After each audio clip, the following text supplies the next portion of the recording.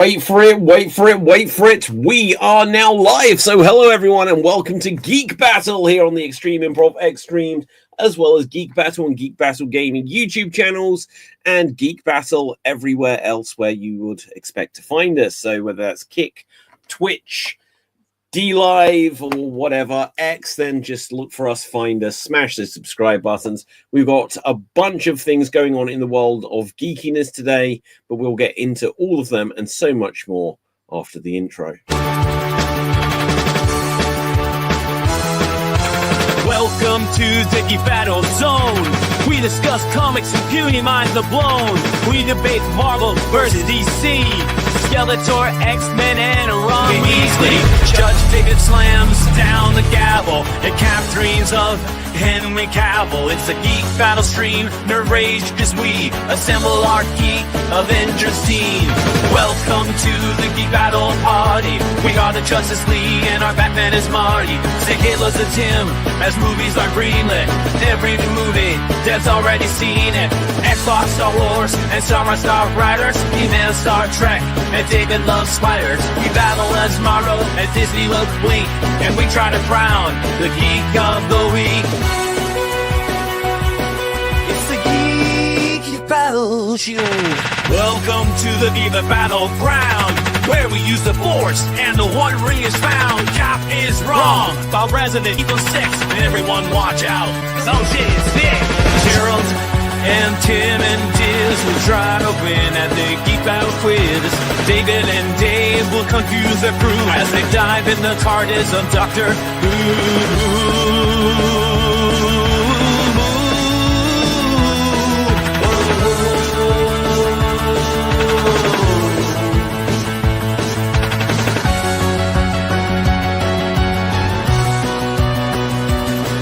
It's the Geek Battle!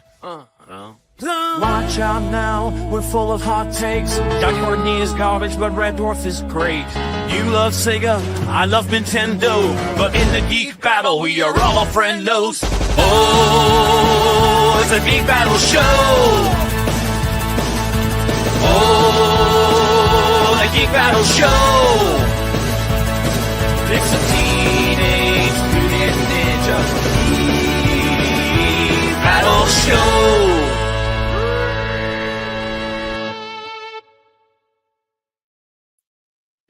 And we are on the air. So welcome to Geek Battle. Now on the show tonight, to fill our need to feel all the geekiness in the world, we have a stellar lineup, and it may still be growing yet. Say hello to the people. Dev.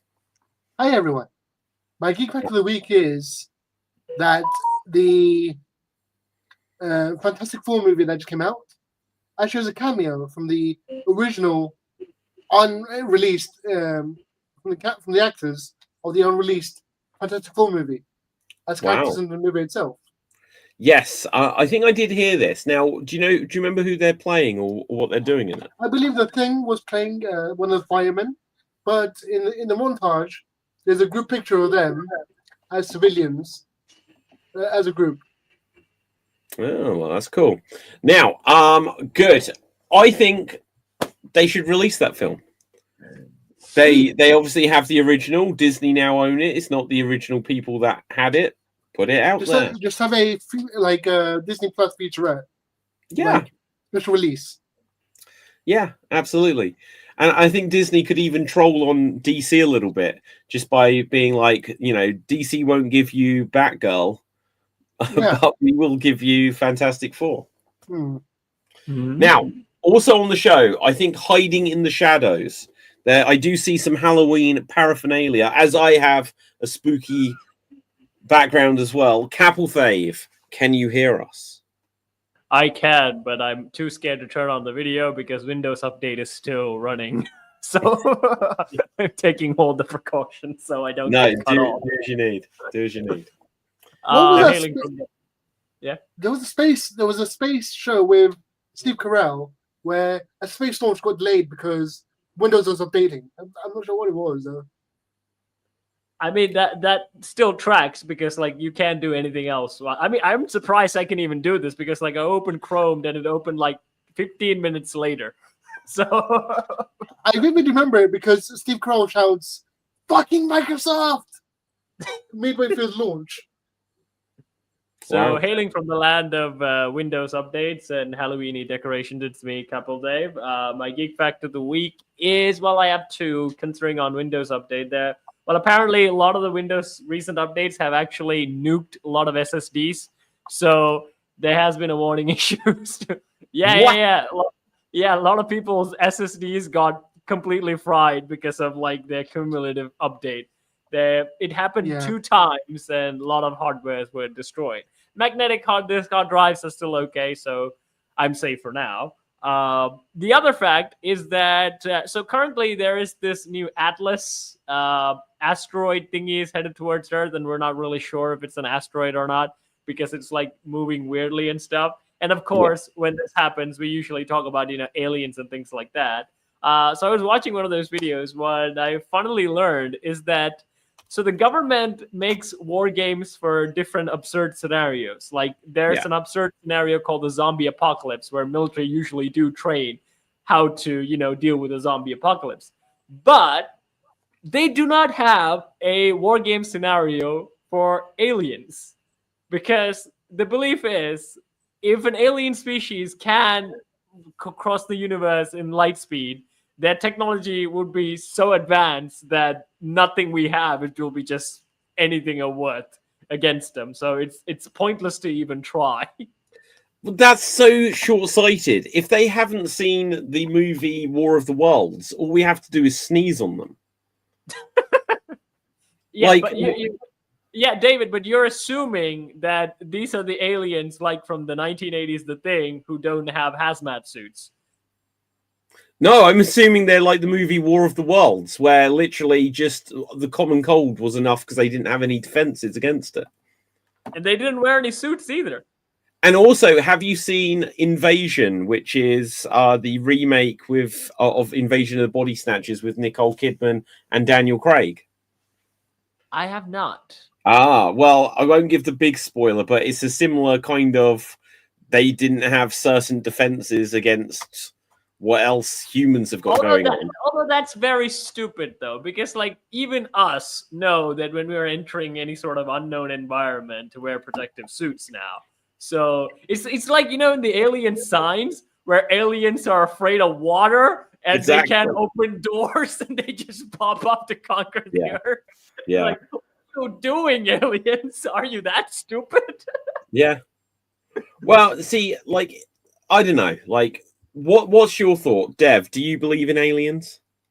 Yep, they exist, and there are some that like single-cell organisms that are just chilling in space. Yeah. But then there's also smarter ones that observe us, be like, don't let them off the planet. Yeah, maybe. Like, I don't know. Like, why is it guaranteed that any other civilization should have created technology? Because when you look at this planet, literally we're the only ones that have done it. So why should any other creature have ever been able to think, oh, we'll make tools and computers and rocket ships? The way I think about it is, on this country, on this planet, we're the only creatures that did it. But on other planets, multiple creatures have done it. Maybe. It's just a mathematical probability, because the universe is so big, that even the most random, that infinite keyboard, right? If you make a chimpanzee give a typewriter and let it type infinitely, it will write all the works of Shakespeare. Yeah. It's just the mathematic probability of the universe is just that good. So there's even we have single cell. I don't think it is. No, think about it, David. You have single cell organisms. We know that plants will probably most likely have single cell organisms because Mars might have it. Yes. So if it does have single cell organism, even our cousin has it. So how mathematical probability that the multiple cellular organism won't exist in this infinitely big universe? Well, it's a simple thing. What I've heard recently, my thought on that is, recently I heard the idea about when you shuffle a deck of cards, the exact order of 52 cards has never been repeated by anyone in all of history and is unlikely to ever be, because there's so many different versions of these 52 cards. 52 cards. So the chances that on another planet that they may have shuffled things to be in the same order that we've got, that we can actually make tools and think and manipulate our environment. I'm not saying that there aren't aliens. I just feel like we don't have any evidence that there is. I mean, even if our planet, right? There are animals that use tools. They're just not as advanced enough as us. Yeah, they can use tools. They're just not advanced as us. So tools. I thought you said stools. No. So, and also the other case, right? We can't always assume that it'll be a carbon-based life form. We know that silicon-based life forms can be a thing. So again, there's a lot of I mean, like, I think you can chat GBT this, David. Like even the 52 cards one, right? Like, what is the mathematical probability, the time duration would it take to actually, shuffle the same card order again? There'll probably a time you can mathematical probability would exist, but it's just probably not in our human lifetime. Well, let's ask it this. So, okay. Yeah. You're going real nerd battle today. I know.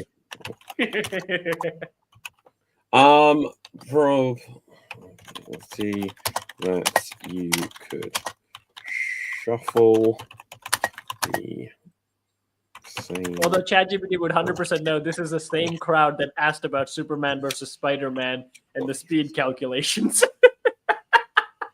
Right. Let's. That's probably not the most eloquent way of asking this question. Oh dear. This is an extremely large number. Approximately 52 exclamation point. Then it's got a couple of wavy lines. Honestly, it's like in Ghostbusters where they say a couple of wavy lines. Ask it to tell us by the power of 8.065817 times 10 67 cubed or whatever, 60 mini 67. It did given the power of 3. Okay. Yeah. So to express this probability numerically, this is an extraordinarily small probability, illustrating how unlikely it is to shuffle a deck into the same order twice. It's so small that often compared to astronomical odds. So this is about talking factorials. For example, it's far less likely than winning a lottery jackpot multiple times in a row. The number 52 exclamation point is so large that even with billions of shuffles, the chance of repeating an order remains negligible. So, yeah. If anyone watching wants the actual answer, let's share it on screen here. It is this. So, however you read that, that is the number. Dev, you wants to say something about this? Yeah, go on, Dev. The actual number is 10. Sorry, the actual number is 8.66. Sorry, 8.066 times 10 to the power of 67. I've got to the power of 68, but at this stage, who's counting? Now, okay, what is the odds of there being another planet with advanced life forms like humans compared to the card shuffle scenario? Let's see how it compares these two. Yeah. But we're asking AI, and like AI is programmed by us, so it can only then scrape the internet. And how could it ever possibly give us an answer? It can calculate. It can calculate. So this AI cannot calculate. It is shit at maths. It couldn't give me a 10-move chess game earlier in the year. In June, I needed 10 moves to win a chess game just so I could use it for something I was writing. Every single time I put it to the test, it didn't work out. It would work for me because I pay for it. I pay for mine, so it could work for me. I pay for mine, it doesn't work. But let's have a look. Reviewing search results. Oh my gosh, this is Although using a very David long. says this, but currently it did pass like the math test. Like the scientists, every time new AI comes out, they put it to a test, specifically mathematics. And ChatGPT has aced it always. No. Hang on. Right, I'm going to find this headline then.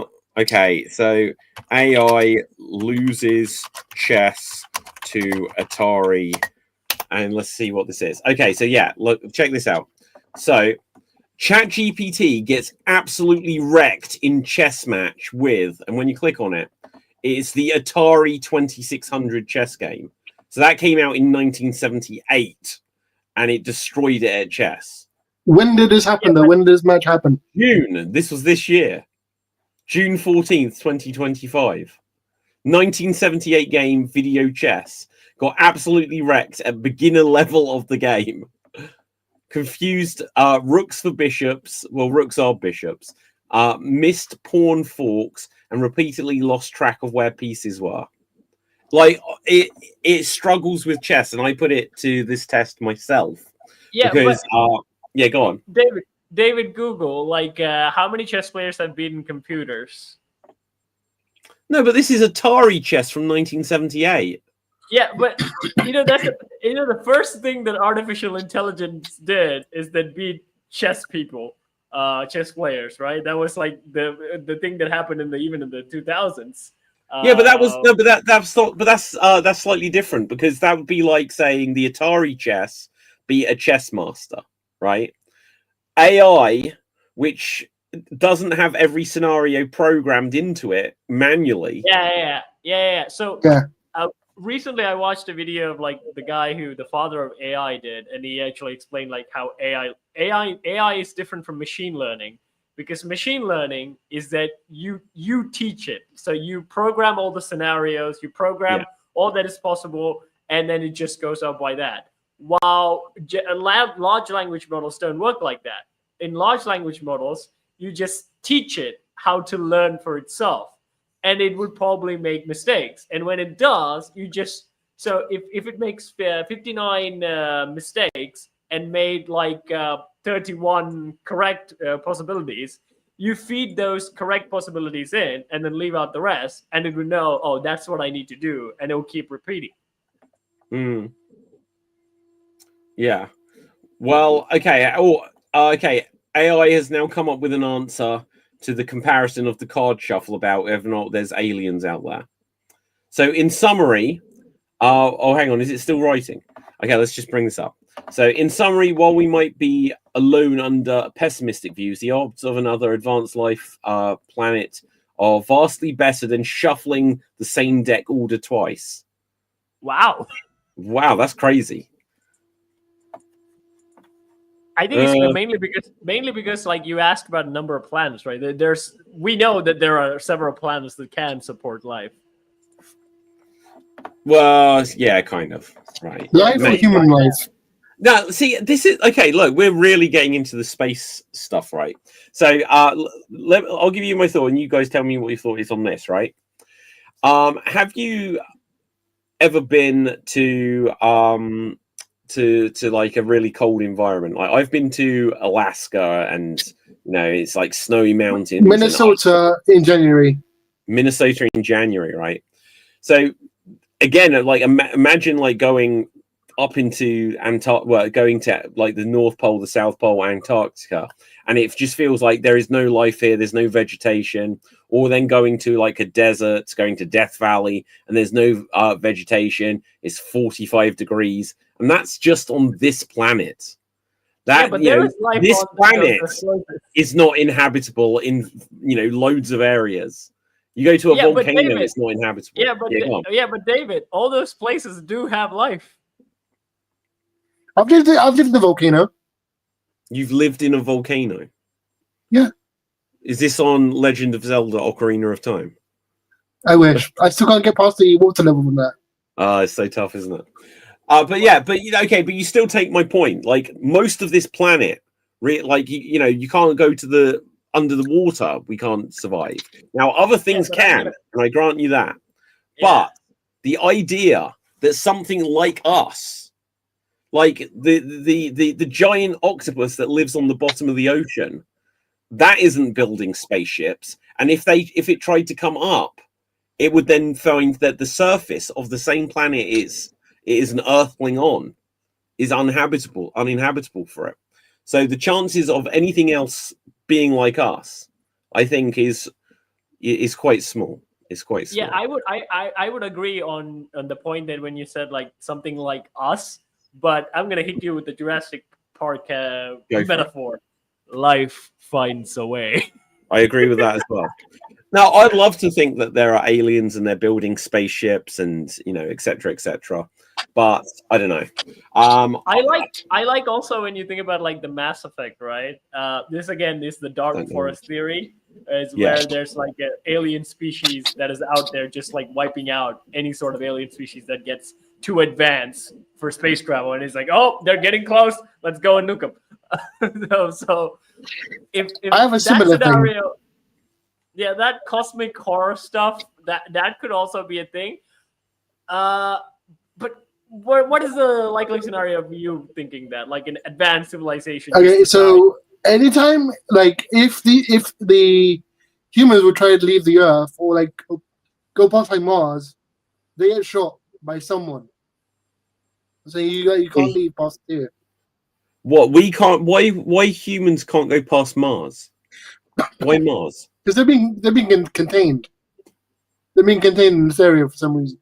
Like, okay, do you think we'll even go to Mars? This is such a space podcast now. Will we even go to Mars? Elon Musk wants us to be multi-planetary and live on Mars. But I'm telling you, Mars is not currently habitable. Yeah. Not even remotely habitable. It is cold. You'll need to terraform it, which will take about 1,000 years. I don't even know if we could terraform it, because even like I saw a podcast clip of him once saying that, the quick way to do it is to drop some nukes on it and just heat it up. But that isn't going to last long term. I think he's trying to. I think what he's basically trying to get a nuclear winter. If you do, I mean, like Mars doesn't have an atmosphere, so you can't really create it. Can we create nuclear winter on Mars? I don't know. Can you create an atmosphere? If I think Mars doesn't have a magnetic field. Yeah, it doesn't. That's why. Although it does. So all the things that you need to create an atmosphere, will it have? I'm now caught on the nuke idea. Like, we know what will happen if we nuke us. We will have a mini ice age. Does that trigger an atmosphere for Mars? I don't know, to be honest. That was my pay grade. We are bullshitting at this point, not talking with any expertise, people. No, but this is how. Look, you think, how did the original scientists in like ancient Greece? They had to sit around and discuss this stuff. I think there's a weird thing when it comes to science nowadays. I think there's a weird thing where if it makes people feel like, if I don't actually know, then I shouldn't be the one to talk about it. Anyone can talk about anything. Jimmy. Sorry? Pull up the clip, Jimmy. Pull up the clip, Jimmy. I'm thinking Joe Rogan reference. Oh, okay. Well, yeah, we don't have a Jimmy. Right, okay. Now, let's have a look. Let's get on to something more pop culture-y. So, what have you been watching this week, or what? Okay, so I've been following all the breaking news from the New York Comic Con this weekend. Oh, yeah? There's a lot of breaking news. Mortal Kombat 3 is coming for some reason. Mortal Kombat 3? Yeah, the third movie. They announced the third movie. But the second one's not out, right? Yeah, the second one comes out in July, and the way they explained it makes more sense. The popularity, the feedback and the popularity of the test screenings shows this has a potential to be a summer blockbuster, and that's why they're moving it to July, where more people will watch it. Yeah, okay. Although I did not really enjoy the first one. I like the 90s one better than they admitted the first one was garbage. I didn't really like it. I didn't like the reboot one. What got me excited for Mortal Kombat was when someone made an unofficial fan film as a pitch movie, and then it got leaked out, like maybe 10 years ago, and it was like quite realistic. I saw that, and the one thing I didn't like about it is they gave Lizard or Baraka, one of the characters, I can't remember, Harlequin syndrome. What do you mean by that? Harlequin syndrome is this illness where their eyeballs are inside out and all these like disfigurements. Yes. Okay, so why didn't you like that? Horror. Oh, horror. Okay, but do you know what? Like, even something like that, it adds a logic to it. Like, how else do you explain? Like some of the, well, I mean, you could just go with, well, it's Mortal Kombat. There is, Yeah. Why do you need to explain it? It's yeah. It's like Earth realm, etc. Yeah, what I like. It's like people deciding how to do United Nations, and they realize, you know what, we'll just have a boxing match. What I like about what they did for Baraka in the new series is that instead of being a species, he's now a human who has an illness. Oh yeah. So these illness turns into these creatures. That was a nice change. And they've also announced that Ed Boon will make a cameo in the movie. I'm not fussed about it. Good for him. But I really enjoyed the 90s Mortal Kombat. I really like that one. It was like the TMNT movie for me. I liked the original movie. I haven't seen it in so many years. I don't think I ever saw the second one though. The second one is good if you like the show and like want to see as many characters from the games as you want. Yeah, they cram in everyone they can into a movie, but as a movie, it's crap. Oh, the other thing, speaking about Mortal Kombat, have you guys seen that they're doing like a collection of all of the oldest Mortal Kombat games, including, and I love this, the WaveNet version of 3. Now, yeah, okay, so I heard this as well. What is a WaveNet version? I don't know what that means. WaveNet was the first ever attempt at online gaming, right? Which is connecting several arcade machines onto a central server where they could like play ranked into each other. You could like, that's cool. You could like join a lobby, and like someone else playing in another part of Chicago could also join the lobby and play with you. Yeah. No, that is cool. Okay, so I'm just bringing it up here. So on this thing, I'll bring it on the screen. These are the games that they've got on this one collection. So it's got Mortal Kombat 1, 2, 3, Ultimate Mortal Kombat Trilogy, Mythologist Sub-Zero, Mortal Kombat 4, Special Forces, Mortal Kombat Advance, Deadly Alliance, and Tournament Edition. But there are some caveats. So it doesn't have the N64, and it's got like the multiple versions, like SNES, Genesis, Game Boy, Game Gear, etc. It doesn't have any N64 versions of Trilogy or Sub-Zero. And then when it says like Deadly Alliance, it's just the Game Boy Advance version, which is a real shame because Deadly Alliance is probably my favorite Mortal Kombat game. But go on, Dev. They put the Game Boy Advance versions of like Tournament Edition and Deadly Alliance is the console Deadly Alliance game split into 2. So half the costs from the game are in Tournament Edition, and half the costs are in Deadly Alliance. Wait, so what is Tournament Edition? I thought that was going to be Mortal Kombat 1, wasn't it? It's the other half. It's the other half. Mortal Kombat Advance is Mortal Kombat 1. Tournament Edition is the other half of Deadly Alliance. Oh, wow. I never knew this existed then. Because they couldn't fit all the costs in one game, so they split the cost into 2 games. That's crazy. I never knew this existed at all. Yeah. And they did this as a tease because the second Mortal Kombat collection will be Deadly Alliance, Deception, Armageddon. So, sorry, say this again. So, what's this that you're saying now? They did this as a tease because the next collection will be Deadly Alliance, Deception, and Armageddon. Yeah, and they still don't have Mortal Kombat Gold, which was the Dreamcast version of Mortal Kombat 4. That was a very confusing thing, but apparently it's a rights issue with Sega. Oh, that's crazy. How does Sega have a say in this? Because they have the rights to the gold version of 4. Still? What kind of company is like, okay, let's sign an agreement that you're going to own a version of our property for the next 27 years? They were broke. Okay, so you know what Sega was broke. You know what company does that? Marvel. Yeah, I guess so. Well, Yeah, yeah, I like mean- they sold it to Spider-Man, I guess. Yeah, Yeah, go to. back then, Midway were in the same situation where they were also like about to be broke, and like NetherRealm Games never bought the rights back for Gold when they bought everything else.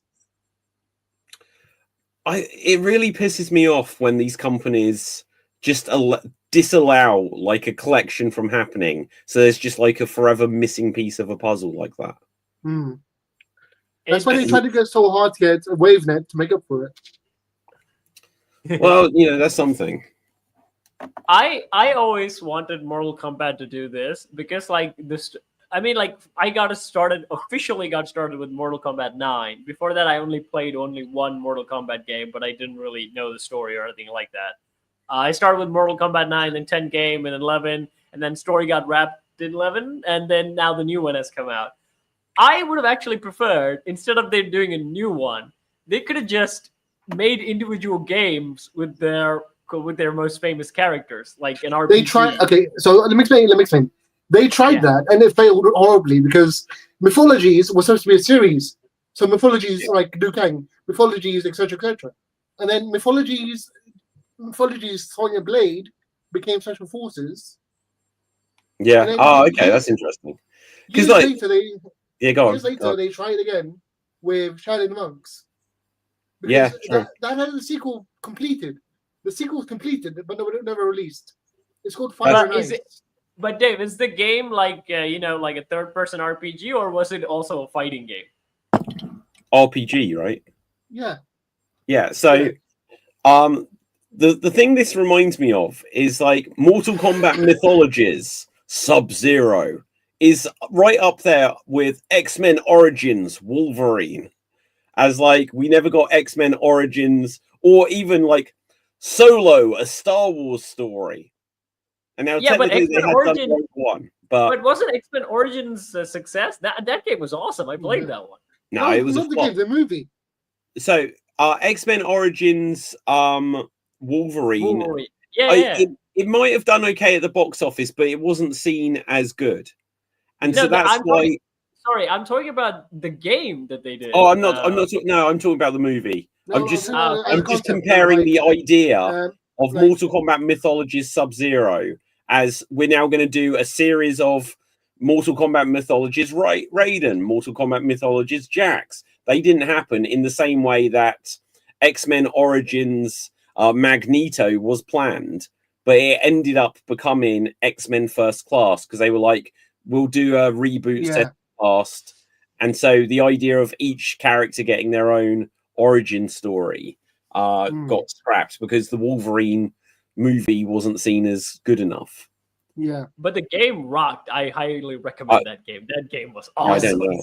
Yeah, okay, that sounds a good recommendation. So the X-Men Origins Wolverine game was the best X-Men game made until this Wolverine coming out now.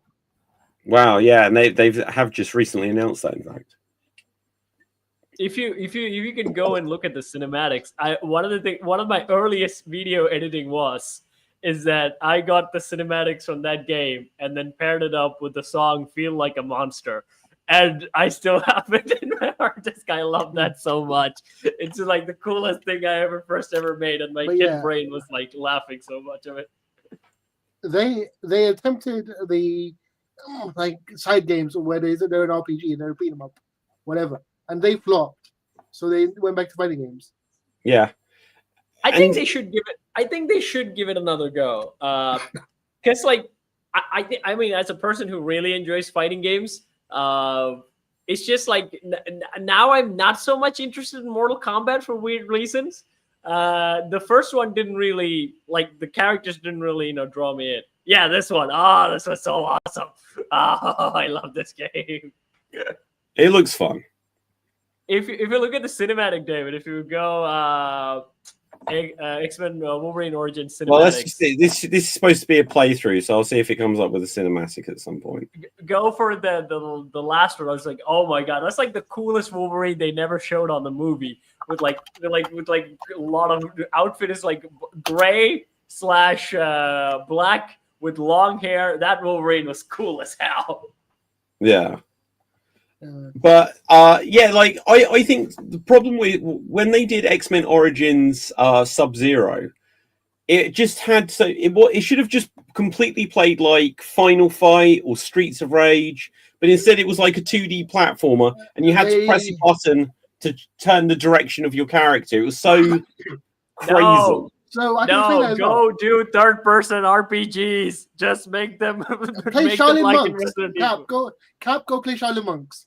Okay, these are the cinematics. Yeah. Oh, okay. This is the cool. No. Go for the early one, not this one. The early one. What's that mean? Yeah. So the Like beginning. Yeah. This one. Oh my god, what's that floppy hair? Oh, that's Wolverine. quite cool. Wolverine's got hair in this baby, and he looks cool as hell. Imagine this cinematics would feel like a monster playing. Oh my god, you love this shit. See, the crazy thing is this is a cinematic, but is this? I can't tell nowadays. So this is CGI. This isn't in-game characters, is it? And yet the in-game characters now look so much better than this. Yeah. But still cool though. Oh yeah, I mean, yeah, it is cool. It is cool. Yeah.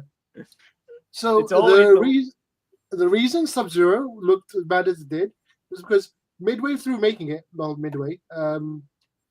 they got the budget cut in half, so they had to use the existing Mortal Kombat engine and make a like action game based on that. Yeah.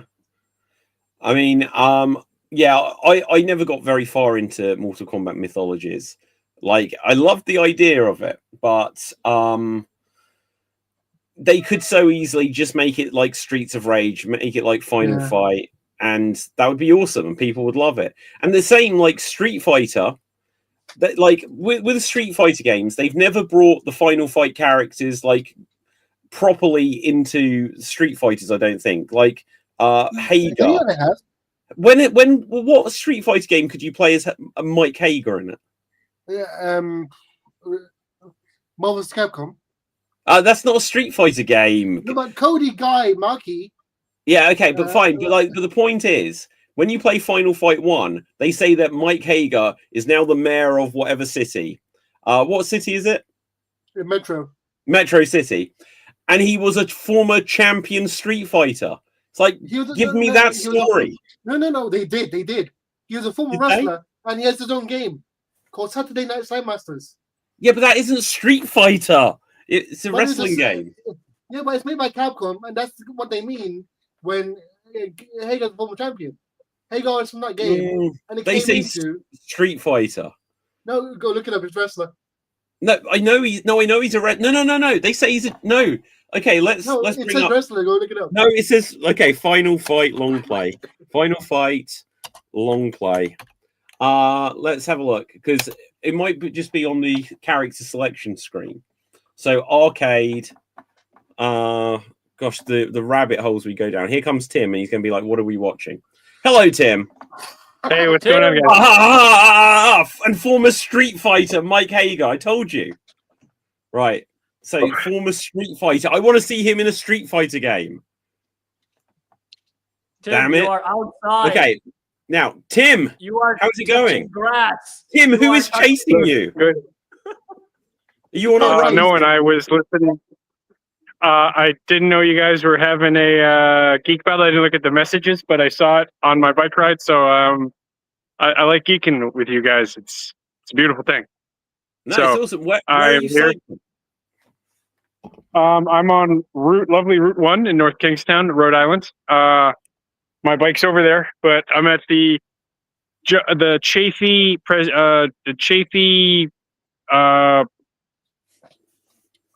wildlife refuge or something. It's called Rome Point. It's called a bunch of things, but there's grass. I'm touching it, so it's good. There you go.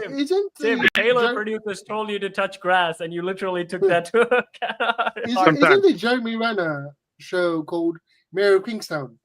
Yeah, Mayor of Kingstown. We're in North Kingstown. Jeremy Renner's just in Kingstown. I don't know where that is. Funny fact, there's a South Kingstown in Rhode Island. There's also a Kingston and a West Kingston. The difference is a W. We're not very creative in the smallest state in the United States, but we are.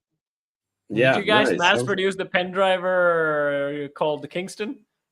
No, we mass produce. Well, we give a lot of improv Beer. from Rhode Island, and we also have Narragansetts. It's a beer. It's fun. Yeah. Yeah. I just think of whenever I think of Rhode Island, I think Family Guy. Because Well, yeah, me too. Quahog is Quahog, in Rhode me too. Island. And Family Yeah. Guy takes place in Rhode Island. There's also what other things? Poe and Edgar Allan Poe and Lovecraft have roots here. And Ooh. what else? What else? Well, let's look it up. Charlie Day from It's Always Sunny in Philadelphia is from here. How about Oh. John Burroughs? Who's John Burroughs? The guy who wrote Tarzan and Barsoom series, like John Carter. Maybe, I don't remember. Okay. It's really funny when I really found out the guy who wrote Tarzan is the guy who wrote John Carter, and I was like, huh? That's pretty interesting. But it kind of makes sense because they're both very like jumpy people. Yeah. Okay, well, Tim, get ready for this. Famous pop culture icons and references from Rhode Island. Mr. Potato Head, invented by Hasbro. Yeah, we got Hasbro here, but they just moved up to Boston. Okay. Sideburns, what's that? Sideburns? Sideburns come from Rhode Island. Coined Yeah, from that's Civil War General Ambrose Burnside, his distinctive facial hair became a global trend. So they're saying sideburns came from Rhode Island. Yeah, Like, I no think it one. was a Civil War I thought that general was for a the British Union. thing. I thought that was a British thing. Well, you'd Well, think so. that's You watch any of That's these mutton old. chops. That's mutton chops. Oh, There's yeah, a so funny right. thing about Rhode Island is we love to copy each other. There's something called a coffee milk, which is, guess what that is? Coffee and milk. There's party pizza, which is pizza without the cheese. Yeah. It says the Farley or Farrelly brothers who directed Dumb and Dumber. Yes. Everything they do is set in Rhode Island, isn't it? Pretty much, yeah. Me, Myself, and Irene is also starts in Rhode Island, but it goes up to Vermont, which is like 2 hours, 3 hours away. The only two people I know from Rhode Island are James Woods and the woman who plays Amanda Waller in Suicide Squad. Viola Davis. Yeah, Viola Davis. I'm sure she's got a lot of her influences in Central Falls, which is one of the smallest. It's like a square mile, and it's right above this place called Pawtucket. It's very fascinating. Viola Davis is pretty cool lady. She does a lot for the community. But also apparently H.P. Lovecraft. So how about that? Yeah, Edgar Allan Poe too. The United States' first mall started in Providence, Rhode Island too. What else? What have they filmed here? They did what's that? Which movie from Disney? The Halloween one, Hocus Pocus 2. Hocus Pocus. Yeah. They filmed that here. Oh man, we got some cool stuff if you're able to make it up here. Some good improv. I feel like you live in Halloween country for some weird reason. What, Hocus Pocus, Lovecraft? Yeah, and then also Hocus Pocus. We got the Comic-Con coming up in November, so everyone's gonna be dressed up. All the dorks and the nerds, the geeks, my peeps. I dressed up like. How is Halloween there? Just like, is it like a big thing or is it? There's pockets of like people who celebrate it pretty heavily, but like there's 300. So Home Depots here sell 12-foot skeletons for $300 that you can put in your house, and there's a bunch around this area. So I think it's taken pretty seriously. Okay. Well, also we said this before. The Conjuring. Yes. Yeah. So it is Halloween Town. You're right, Cap.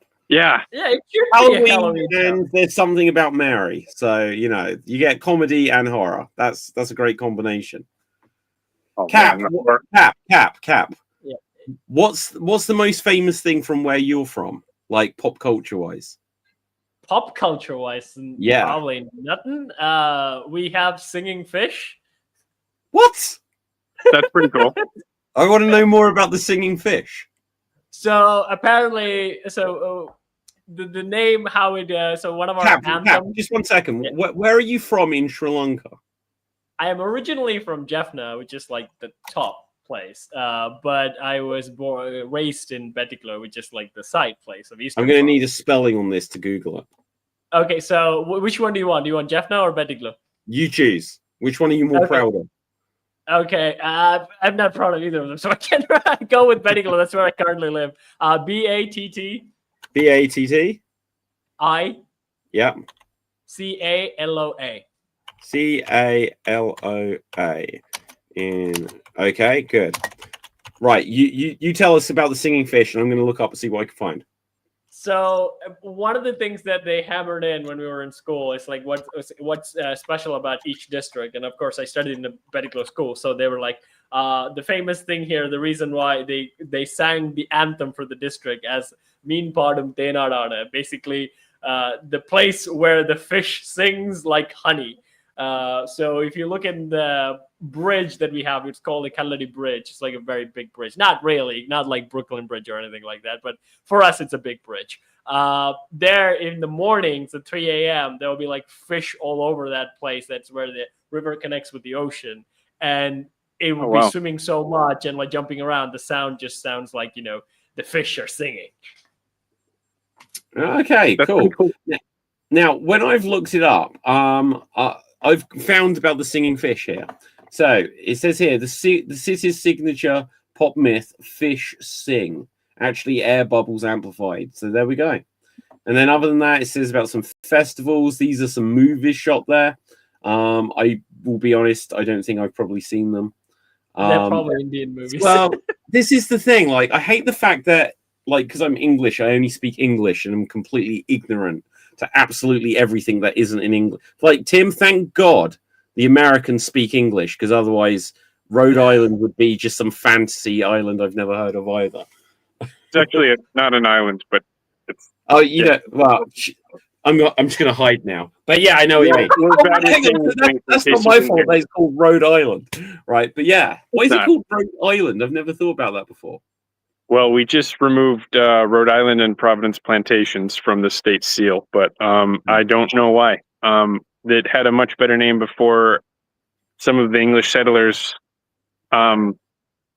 didn't be good neighbors. Yeah. But there's Narragansett is an indigenous name for some of the lands. I believe there's also some other tribes in the area, or native tribes that used to. But anyways, I don't know why it's called Rhode Island. Sorry, I started rambling. Well, in my head, I'm just going to call it Timsville from now on. How about that? Whatever you want to call it. I get very awkward when I'm made my name's made the thing of, call it Timsville. Totally. Nah, yeah. Okay. It's good. No, I've changed my mind. It's Devsville. Right, Dev. Tell us, what have you got? I just looked up the list of people going to the Rhode Island Comic Con, and it's insane. And like, I look at the full list of like attendees for the convention. It's insane. It's crazy. I put in the Geek Battle StreamYard chat. StreamYard. Oh yes, there it is. Okay, so there's... Tim died. Oh. He's like, screw this. Right, so oh my god, Kelly from WWE is going to be there. That's not bad. Okay, so do I know who any of these? Just looking at the you keep going down, you'll know everyone. Like, there's loads. Don't know. Andrew McCarthy, Weekend at Bernie's, baby. Okay, so Homelander's there. I guess she's the Princess and the Frog. Kelly's there. Brandon H. Lee. I don't know who he is. The new Karate Kid. Oh, Bitty Schramm. She was in Monk. Right. Okay. Billy Gunn. Oh, see, I just want to be in something so I can just go on Comic Con circuits. This would just be, this would be great. People have to pay for a photograph with me. Love it. Chris Jericho. Wow. Yeah, Daredevil. Chevy Chase. It's a good lineup. Dennis Rodman. Oh my god. Right. It shows him in the NWO shirt. Tim is wanting to be back in. Frank Grillo, Freddie Prinze Jr. Well, it's oh my god, it's a really long list. Dave, you need to let Tim in before he dies again. Oh, okay. Sorry, I didn't realize Tim was back. Right. Sorry about that, Tim. Sorry about that. Frank Grillo, they filmed The Purge 2 in Providence. Yeah. See, The you guys Purge scream of Halloween. Like everything is so Halloweeny. Yeah. The fall here is gorgeous. Like this is the leaves are just starting to turn. We're in the south of New England, so Vermont has more leaf peepers, but we get a pretty serious amount too. Tim, I Well. want to switch seasons with you, so you can come here for summer, and I will replace you there at fall. Like, how bad is the humidity in Sri Lanka? Because Extremely. You'll be toast. You'll be redder than like a Cheerio, but it's an experience. I get swamp ass very easily, and this is me sweating in 60-degree weather with a run. So I don't know. I don't know. Cap, I think you do well, but it's cold. Yes, I want it because Come on over here. Cap, have you been? I remember like a year or two ago, you said about you were looking to come to England. Have you ever been to England? No, I have not. Oh man, you should come. But England is cold. England got angry. England got angry. I think England's always angry. There's always problems. Yeah. So what did you guys see? I just watched almost the full movie of Mickey 17. I don't know what I. Oh my god! What did you think of Mickey 17? I saw it at the cinema a few months ago. I haven't watched the last 20 minutes because the streaming app cut off. But like, it got like what 6.5 critics, 77% of Rotten Tomatoes, like viewers, audience. It's decent. What do you think? Yeah, that's exactly what I thought. It was okay. I couldn't even think of it's okay. I felt like it was so uncomfortable to watch. I just like 10 minutes of it. I was like, this is. I didn't like the voice that he did for the character. Guys, this American thing. I'm gonna lose such a loser guy. Yeah, you know? yeah. It is that quality. Absolutely, you've nailed it. That's on. Yeah. That's pretty accurate. It's just it's like one of those movies that you watch to torture yourself. So it kind of felt like that, and I kind of had like some of these awkward movies. Like I think it's also started with The Office and things like that. Like where this one is basically darkness, but like cringe level of darkness, where it's not like 40K level of darkness, where it's fun darkness. But this is like it's emotional abuse to a point where it's like, oh my god, can't be real, but it's just emotional. It's like torture porn in a weird way, and I couldn't even stomach it like for 10 minutes. I was like, I'm out. One of my big thoughts with it is the idea that you can do a mission, get killed, but it's just a clone and they'll bring you back. That never sits well with me, because the idea that you can be cloned and it's like, oh well, when you get killed you come back, it's like that's a different being. If in all of these things, they end up showing that there can be two versions at once. So the consciousness doesn't just transfer to the new one. So it means that they've got two different sets of personalities and memories. And even if they're based on the same thing, if I died now and then you made a new one, I wouldn't have the memories that go forward. So it's like The Sixth Day with Arnold Schwarzenegger, or The Prestige with Hugh Jackman and Christian Bale, where every time they deal with cloning or having like a second version, the new version is its own entity. It doesn't carry forward.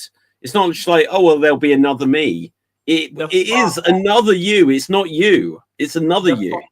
The father of AI actually talked about this, where it says like the reason why AI is immortal and we're not is that the neurological way of AI is built. It can copy itself exactly that way, and it'll be that way. But for humans, you can't. You just can't pre-program your brain, because your brain is not like a set of thing that's already programmed. It's something that makes connections. So it's really hard to make your neural connections as the way you lived your life, because brain is an adapting organ that just makes connections. It's not like something that's like a computer where it's just like set of programs that are just like pre-built in, because we have like set of possibilities for everything. but only certain possibilities come through as our personalities because of those connections, and we can't really replicate that. That's why we can't transfer ourselves to a machine. Well, yeah, absolutely.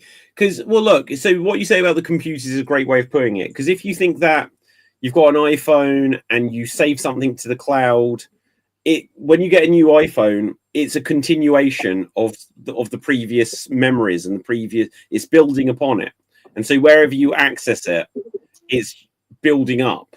It's continuing onwards. Whereas if you get, say you get like a DVD, a blank DVD, and you copy data from one to another, it's not that it's shared. So when you make changes onto something here, it doesn't make changes over there. So it continues its own thing. So if you damage one, that one's just damaged. It's damaged. And so, yeah, I never like these things like Mickey 17, Substance did it, Prestige did it. But and the fact is that you can't even copy it. That's the thing. That if you copy it, you're just basically copying the biological work, but you cannot build the psychological work again. Because again, the reason how the psychological was built is through adaptive connections during the neural network, and that's cannot be copied. Well, okay, so here's a question. Oh my god, today we were like, Tim, like before you got here, we were like in depth talking about space, and now we're getting into cloning and biology, right? So if you say that these are like physical like connections that the brain is making, couldn't you copy that pattern? No, so that's the thing. It's so erratic, and it also makes new connections and builds on other. So it's the way of an adapting system. It always changes. So it has possibility for a lot of things, but it just makes its own connection, and it just falls back on some of its previous states. But like basic instinct, like eat, sleep, and those kind of like normal function works. But you, David, as a unique person, that sort of connections is the same as with the card trick. It's so hard to replicate. It's really not. Improbability is high. I think we can get there. We've cloned sheep, and if I want to hear what Dev has to say. Sorry, Yeah, we know. As a person with mental illness, and I'm sure nearly everybody watching will understand this, if someone's willing to take my memories and put it into a new brain without all the psychological damage, I'll take it. Yeah, right. Yeah. Now, anyway, let's come on to something else. Now, something I have seen this week, guys. I don't know if anyone else will have seen it or it'll be their cup of tea, but I watched the whole of the most recent series of Monster on Netflix, which is the true life story of the serial killer Ed Gein, who inspired Psycho, Buffalo Bill in Silence of the Lambs, and Leatherface in Texas Chainsaw Massacre. And this was a series, like I think 8 episodes, telling the story of what happened with this crazy person that was a murderer, and then how it inspired these different movies. I thought it was decent to watch. It definitely, just from the limited stuff that I knew about the true life story, just radically made stuff up, which was based at best on speculation or rumors. And they just went, that's dramatic, let's go with it. And then because it felt like they actually didn't have enough of a story to tell 8 episodes worth, they literally have Alfred Hitchcock as a character in it. And it suddenly skips forward to showing the people who are the writers of the Texas Chainsaw Massacre, just randomly midway through the series, not in chronological order. And it just suddenly has recreations of moments from Silence of the Lambs for no reason other than that they needed to fill the runtime with either pop culture references or just things that were more dramatic than what they'd actually got to tell. Which, when you know what the actual story is, which I won't get into if you guys don't fully know, is one of the most scary, horrifying things for why it could inspire Silence of the Lambs, Texas Chainsaw, and Psycho. That they didn't need to do this. Go on, Dev. I didn't watch the show, and I'm not going to watch it because too hard, too gory. But the main actor who plays Ed Gein is amazing. Charlie Hunnam. Yeah. And everything he's in, he's great. Okay, I'll tell you what. And The Gentleman and everything. I don't like the weird thing is he plays Ed Gein in this, and I know for a fact from a documentary thing I saw a year or two ago that they do actually have a recording of Ed Gein's actual voice. And you might be able to tell me who this reminds you of. Not that I can do it like he did it, but the whole time that he spoke, it's like his character spoke like this the entire time, and I'm not quite sure what he was meant to be. It was kind of goofy with a touch of Irish and a touch of Amish and a touch of like weird yokel in there, and it was like, gosh, when I watched 15 minutes in, I was like, how can we sustain this as a main character for this? How is Charlie Hunnam is doing that accent? He's like, stop messing around, that kind of voice. How is he doing that voice? Well, I don't know, but he didn't. To me, he didn't have a lot of range within whatever voice he was doing, and maybe that's true to the character. He's definitely a good actor, but this like, gosh, if this is the main character, and you've got to just have this kind of voice throughout the whole show, which he did. It just didn't really work for me that well. But if that's what the guy was like, who he was emulating, then, you know, you work with what you can, I guess. Go on, Tim. Did it sound like Goofy? Like, or sure.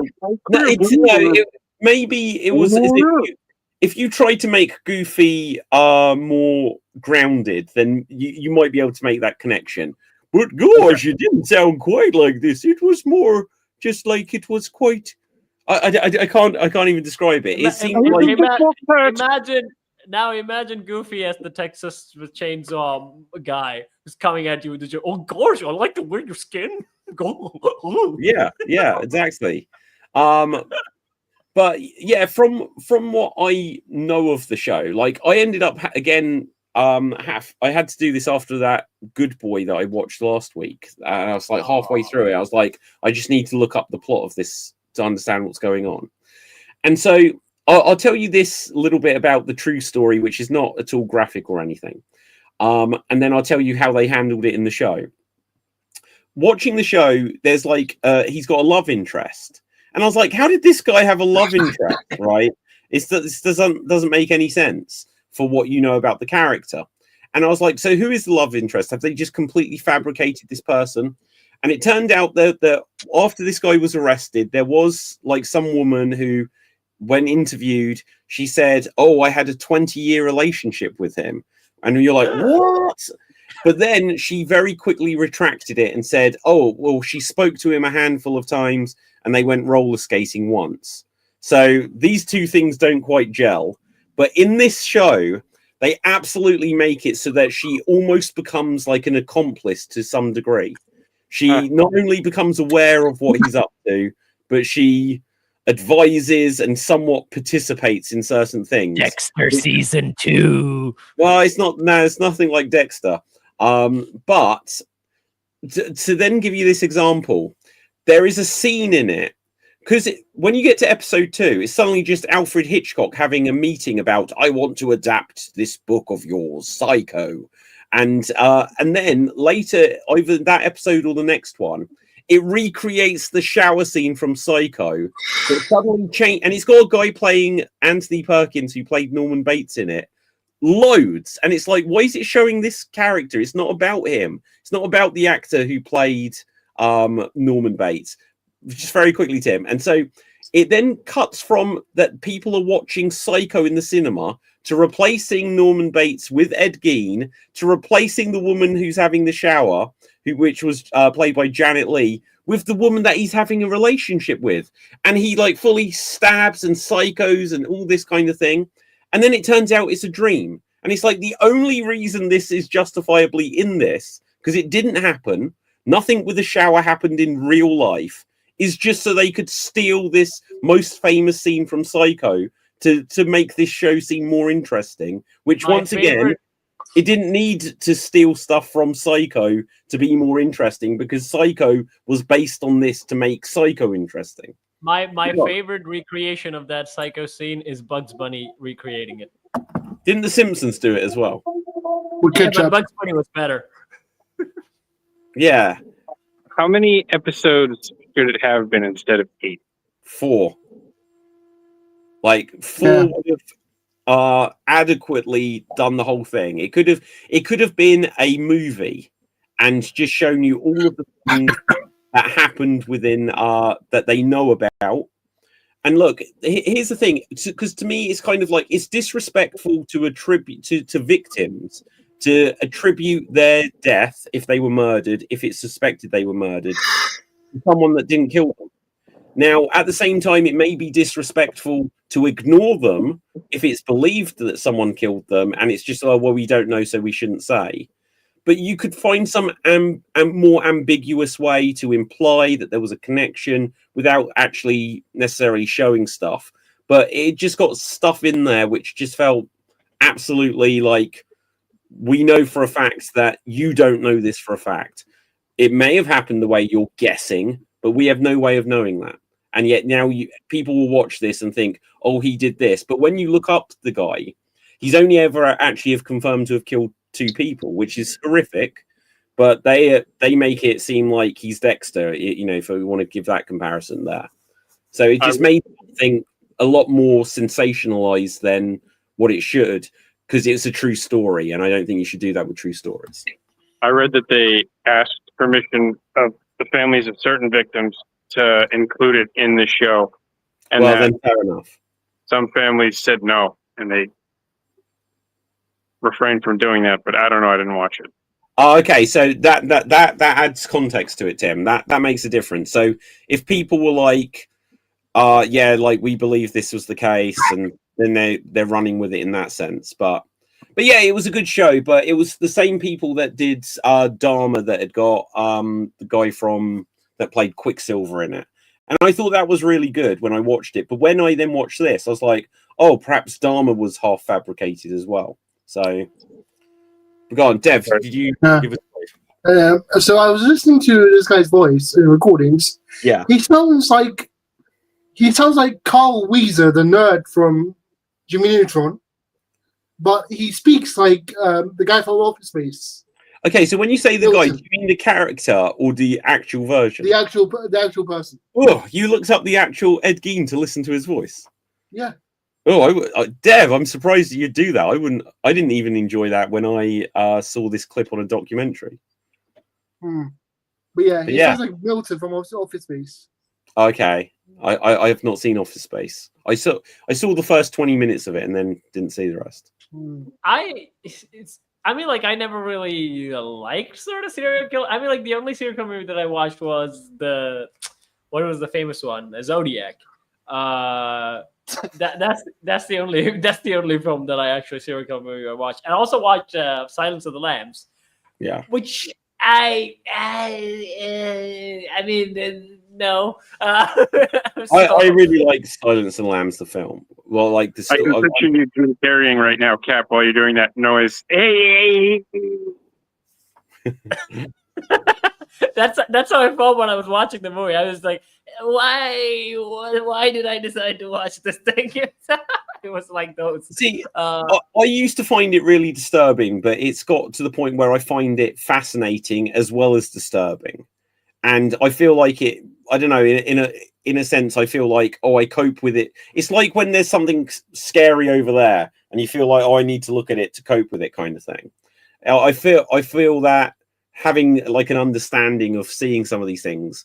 And then when you get something like Dexter, because it's completely fictional, that it feels like, oh, that's how I can root for Dexter, even though technically he's a villain, you know. It's weird. Like, I see but I saw season 1 of Hannibal. Hannibal wasn't that great. I mean, for me, like, I never liked those gory stuff anyways, but I did like Hannibal when it comes to like the social interactions and things like that. I think the dialogue and things were, and the fight scene was actually awesome between like one of the psychopaths and Hannibal. That was like Matt Mikkelsen's fight scene was awesome. Matt Mikkelsen is really good. The problem with the TV show, the problem with Hannibal is that when they were making it, they were like, well, season 1, if you didn't know that the character Hannibal Lecter is a cannibal, you would never know, and it'd be a big surprise. And then you get 5 minutes into the episode, and they're like, we're hunting a person, and they're a cannibal, and then it just cuts to Hannibal Lecter eating meat, and it's like, no, you've made this so blatantly obvious. You know what you're going for here. And then everything that is a prequel, every single thing that I've ever seen that is a prequel, can't help but just recreate what it's being a prequel to. So when you watch Smallville, he's doing Superman stuff. He's meeting all the Superman characters, and it's like, oh, but it's a prequel. He's not Superman yet. It's like, yes, he is. You're just not calling him it. When you watch Hannibal, he's doing all of they literally do the stories that are a sequel to Silence of the Lambs before they get to Silence of the Lambs. And they just create a new character who is a serial, who is a cannibal. It's like, well, you're doing the story, you're just assigning it to someone else. And then what are the other? There's loads of them. Like all of them. Gotham. Yes, thank you. So like, you know, it's meant to be Jim Gordon as a police officer, but all it does is just like, well, there's Riddler, there's the Penguin. It's like, should these characters be here yet? You know, we don't even have Batman. I think isn't the same for the Clone Wars, Tim? They just like took stories from Star Wars Legends that were meant for Luke and stuff like that, and they just like put it in Clone Wars for Anakin and Obi-Wan. Yeah. Watch Clone Wars enough, but I imagine Dave Filoni and the creators took some similar themes and probably mixed like the prequel in with Clone Wars. And to be fair, I think the first couple seasons of Clone Wars, they were just starting to get an understanding of how the show worked. The animation and the storylines got better as time went along, and you saw the return of certain characters. And I think Star Wars now is different than Star Wars from the movie era. That's difficult. For me, it's one of my favorite. Like I always like use Clone Wars as like the best prequel thing you can do. It's mainly because where they did like, for me, Anakin was like the best of the show, and for me, it's way different because like I didn't know much about Star Wars when I started watching the Clone Wars. And I didn't know this guy was like Darth. I first thought I mistook Anakin for Luke. But then realized, oh, this different. And the way they do like the subtle hints, like with Hannibal, they did was like kind of a big hit. But with this one also, you all know that Anakin's gonna be, Darth Vader. The prequel films have already come out when the series is already out. So they were still, fixing it through the very best choices where like they show a little bit of Anakin's dark side. They don't make him like this emo kid who's like, oh, he's a psychopath. It's just, we can see this guy going bad. But like, he's charismatic, he's doing cool stuff. But then one time it's like, oh, would you choose to kill me and become a killer villain, Kenobi? And then he's like doing this evil Monica Adams, like, die. And then they suddenly play the Darth Vader music lightly in the background. It just shows like Anakin's like, yeah, this guy would kill you in an instant. Yeah, just like a really powerful character in his arc. Like the Clone Wars really flesh out Anakin's story and the lore and like the history behind his turn. And then and then it's also like you didn't like wake up one day and go like, I'm gonna betray the Jedi. You can see like how systematically the Jedi was like getting on his nerves most of the time, and it's a really well built thing that I don't know how like the movies really. I mean, like I think mainly because they saw the movie and like they saw the flaws in it, and then they were able to correct it. So I literally watched all of the Star Wars prequels earlier this year, and I hadn't ever watched all of them properly before. I hadn't seen them, and what I kind of remember, but you might need to correct me if I'm wrong about it. So, isn't there a thing where his mother gets killed? Yeah. Like Anakin's, but that isn't actually what turns into the dark side, is it? No. It's a slow. it's a slow thing, but his mom gets killed by Tusken Raiders, and he murders the entire village of Tusken Raiders on his Yeah. own. So what is it that turns him to the dark side? So he gets a vision of like seeing his wife die, and after that he was like, he's like, oh no, my wife's gonna die. I need to prevent this from happening. And then he went to the Jedi and asked, and Yoda was like, learn yourself to let go. Everything you need to afraid to lose. And then the other guy was like, Sound like Ed Gein. my Yoda was Ed Gein. I'm joking.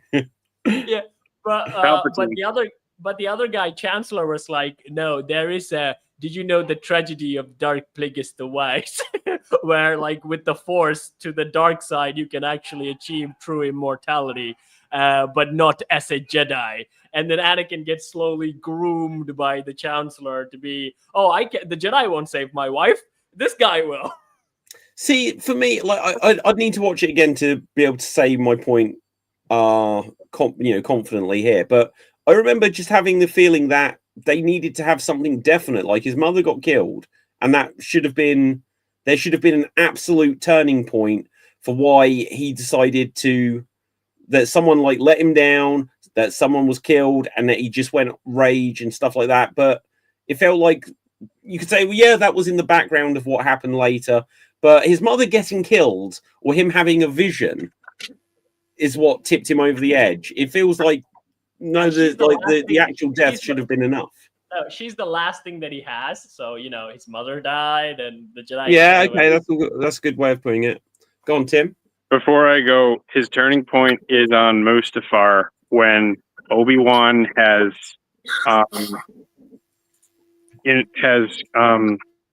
gotten Anakin's wife, who's pregnant, to show up with Obi-Wan and try and intervene with Anakin.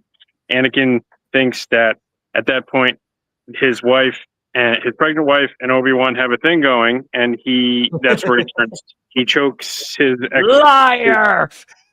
He force chokes her a little bit. She passes away, and that's where Anakin opens up a can of "I have the high ground whoop ass" on Anakin. But even before that, Tim, doesn't he goes? He goes to kindergarten and goes, Texas Chainsaw on them. He does. I couldn't believe that. Like, I never knew that happened until earlier this year. And so I was like, wait, but isn't the whole idea that he goes, like, later on, he's like, no! And then he stood there all honorable as a Force ghost. It's like, you can't take that back. You cannot redeem that. David, there's a meme of that, like, Hayden Christensen goes to 4-7, and there's all the younglings are murdered by him also, like, looking at him going, hi! Hello, Mr. Hero. We've been waiting for you. Yeah, do you know what? I may have seen that. If you shared it, that is familiar. Dev. Do you know what the true turning point of Anakin was? The fact that he had to go to Scotland yesterday. He had the what? He had to go to Scotland last weekend. I don't understand. Hayden Christensen was in Aberdeen last weekend, so I'm saying... Oh, Scotland. Anakin's turning point was having to go to Scotland. Well, yeah, I could believe that as well. Why? What, did they make him a haggis? Yeah. But, I mean, like, David, you should definitely give the Clone Wars a watch, because, like, they really do build that in. Like, how, like, you can easily see, like, his Chancellor guy being, even his, like, buddy Obi-Wan. There's an episode where Obi-Wan needs to catch someone, so he fakes his death. And he doesn't even tell Anakin that he's faking his death. So Anakin thought just like Obi-Wan just fucking died. And he goes all berserk. And then realizes that it's not. And then he actually confronts Obi-Wan. Why didn't you tell me? And then he said like, oh, we need to make it so convincing. It was the Jedi Council's order. I was like, he got so pissed at that. And I think that's when he realized like even Obi-Wan is like a Jedi stooge. I can't fully rely on this guy. And okay, how much is there of Clone Wars to watch? 6 seasons. Too much. How long do the episodes last? 20 minutes. 20 That's minutes. so much commitment to watch. It's actual TV, David. Yeah, I bet. I don't like the animation style, which is a massive barrier. Like, I tried watching Lord of the Rings: War of the Rohirrim for a second time recently, and I got up to the part where Helm Hammerhand died, and I was like, okay, the exciting bit's over. I'm going to check out. Like, if the animation just looks so terrible, and Clone Wars is like 1990s CGI. No. So Like 2003, right? Yeah, 2003 CGI, but it's all one of those weird things. Like, so in 1990 CGI, if you show me, there was like Barbie movies with like that kind of CGI movie, and that was just like, ugh. But like for Clone Wars, for some reason, I was like, because the pacing is good in that one, where the characters also move a lot faster, so it just makes it a lot easier. Yeah. I can see David. Yeah. But that, like, it's a weird thing. Like, just as like life gets busier, it's hard to try to catch up on all of these things. And there's so much now, like 3 movies, and then a couple of TV films or whatever, Ewoks, and then it became like now there are 6 movies, and then so quickly, by the time it was 9 movies, it was actually 11 movies. By the time they finished the 3rd trilogy, they'd done 2 extra films. And now there's all these TV series, all the show, and like obviously Clone Wars had a movie in there as well. So just trying. Yeah, but that's the thing, David. You don't need to watch any of the new stuff because they're crap. Just go back and watch the early 2000s stuff. They're gold. Yeah, but they're no longer canon. Okay, well let me ask you both. What is there that you haven't seen yet, like a show, a film, like a franchise or whatever, something that you know that you've personally missed that's on your to-do list that you wish you had seen or do intend to see at some point? Avatar: The Last Airbender. Okay, and how much is there of that? Because I know there's various remakes or whatever. But no, I think the original 5 seasons. The reason why I missed it is because like when it was playing, Ben 10 was also playing at that time for me in the local. So I had to choose between the main protagonist had hair. Yeah. What was the Lost Airbender? Doesn't. So that kid looked more like me, and that kid didn't. So I went with the kid that looked more like me. Fair play. I have seen 2 episodes of it, and I know it's good. I missed out on it. I always wanted to go back to it, but I kept finding other early 2000s stuff that I haven't watched, so I ended up watching them. Yeah. Like, there's so much now, which I feel like I've seen most of the important Star Wars. I've seen all of like the movies. I've seen, I think, all of the movies of Star Trek, but the action Deep Space Nine and that, it feels like it's insurmountable now. So I'll try to catch up. Like, even movies. I saw the movie Tombstone, which like Rob on Extreme Improv. He's mentioned it to me like at least 2 or 3 times. And it's a Western film with Kurt Russell. It's got like a ridiculously... That movie is awesome. It's so good. Now, I've seen a Kurt Russell Western called Bone Tomahawk. And then it's like Val Kilmer. Yep. Val Kilmer is so cool. Michael Biehn, who is recently in it. Like Michael Rooker's in it, and he's really young. Bill Paxton's in it. Billy Zane's in it in like a minor role. It's got like but yeah, it was a great movie, and it's like, how did this one slip me by for like 30 plus years since it came out? It's those are the movies I feel like they should need to bring back. I mean, like, come on, that had so much charisma in that movie. Like, say when. What do you mean? Do you mean like Western? No. I don't mean it exactly Western, but like if you look at Tombstone, The Mummy, these movies had like a vibe to them where it's like gun action with charismatic characters. It's you know that pulp era, you know, the pulp era where there's like these pulp stories came out of like Conan the Barbarian, Tarzan, and these adventure stories like Indiana Jones and things like that. It was that era. Yeah, you're right. Like that needs okay, to so come what changed? So like when you look at the 1980s, you got so many adventures. You got the Jewel in the Nile. You got Indiana Jones. You got Goonies. You know, you did still get not many westerns. Westerns, yeah. 1970s, I think, is a bit more. You got quite a lot of like science fiction, like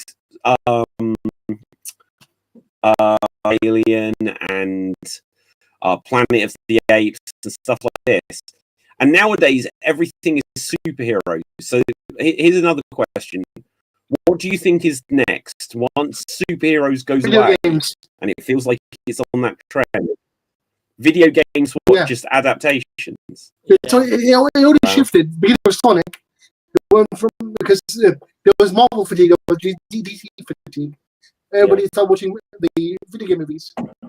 Which So there's a lot more than Mario, Minecraft. Yeah. And they were all big hits. So Gran Turismo as well, technically. Yeah, true. Do you think we'll ever get a Grand Theft Auto movie?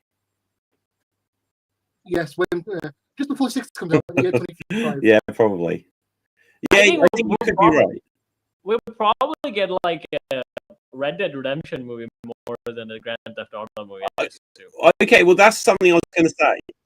Well, yeah, this is something I was going to say. So it feels like Red Dead Redemption, Red Dead Revolver, obviously before that.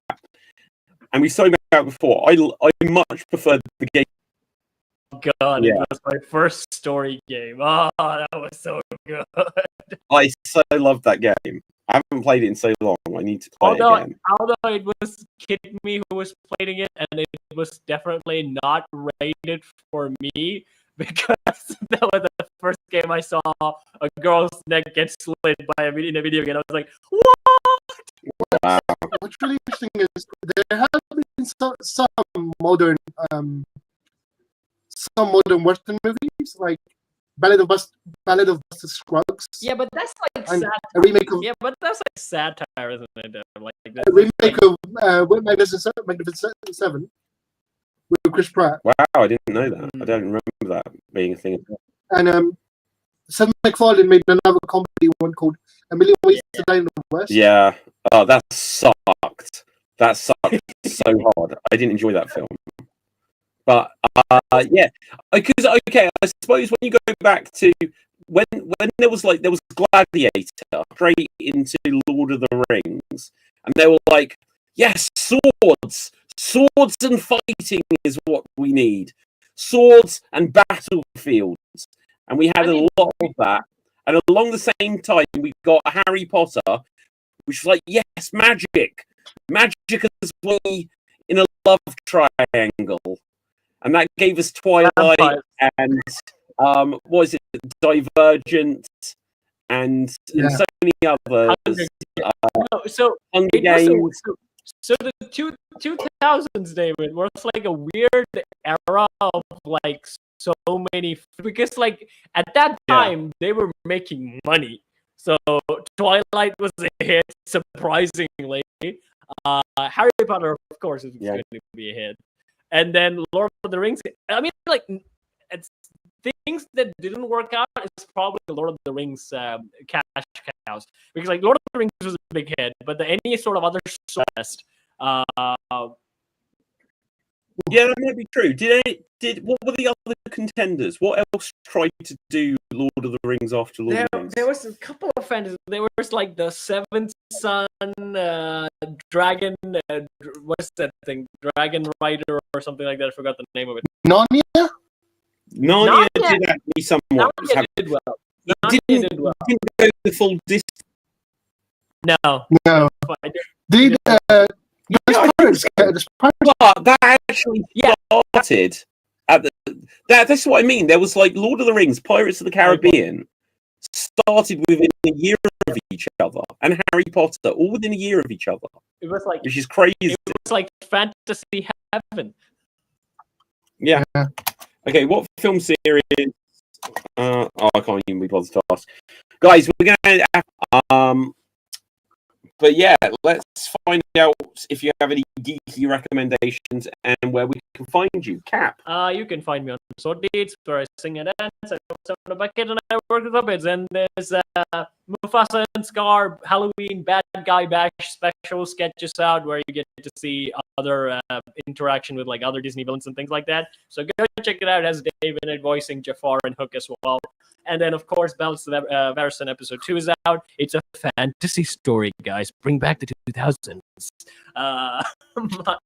My recommendation, the show Gargoyles, which was a Disney show, but it was so badass. So go back and check that out when Disney was still in its goth phase. Awesome. Yeah. Dev. Okay, yeah. I'll do goodbyes, right? Yeah. So, yeah, you can find me on TikTok and Twitch on the name FWDAT. And instead of a recommendation, I have a geek fact. Avengers Doomsday won't have Tom Holland in it, but it will have Spider-Man. Ah. Do we know who? All I can say is bring back the 2000s. So Tobey Maguire. Maybe. Yeah. Okay, well, to be honest, look, if someone just said to me now, for the next 3 Spider-Man films, should it be Tom Holland or should they just go back to Tobey Maguire? I would go Toby. I would go for Andrew Garfield. Oh yeah, but look, given the choice between the two, now I would go for Andrew Garfield because he was the best Spider-Man in My Way Home. But I still feel like we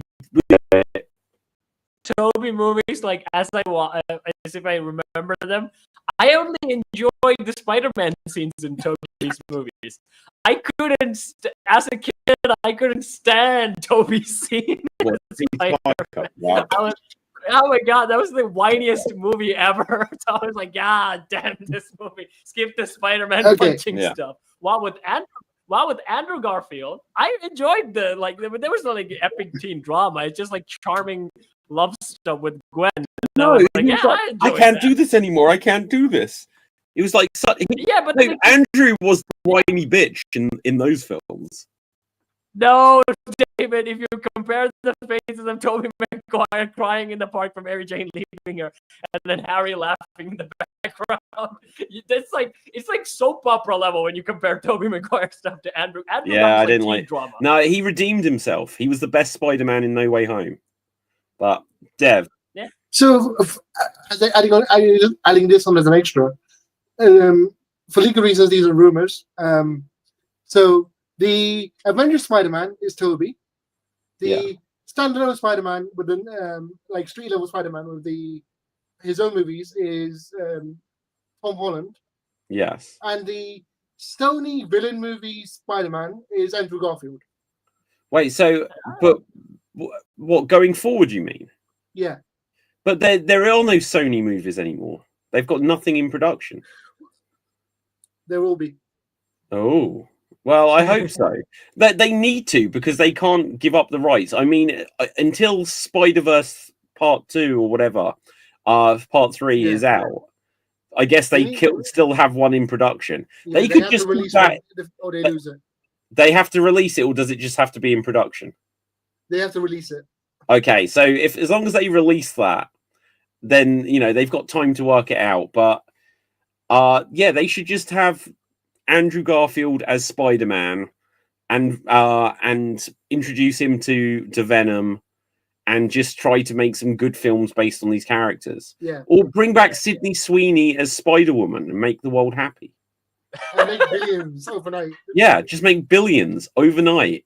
Done. Ignore Madam Web and just do Sydney Sweeney Spider-Woman. Have Spider-Woman selling jeans and make millions. Yeah, exactly. Right, and on that note, my geeky recommendation for everyone is Madam Web, just because of those scenes. But other than that, my name's David Pistansky. Find me on Facebook, Instagram, X, etc. at David Pistansky. Follow everything Geek Battle Gaming. And yeah, check out the Extreme Zone for some Halloween horror stories which I've been sharing recently. Yep, I recommend that as well. Thank you. Now, with that, until next time, stay safe, always stay extremed, and ciao for now. We are off the air, and that's all, Okay. folks.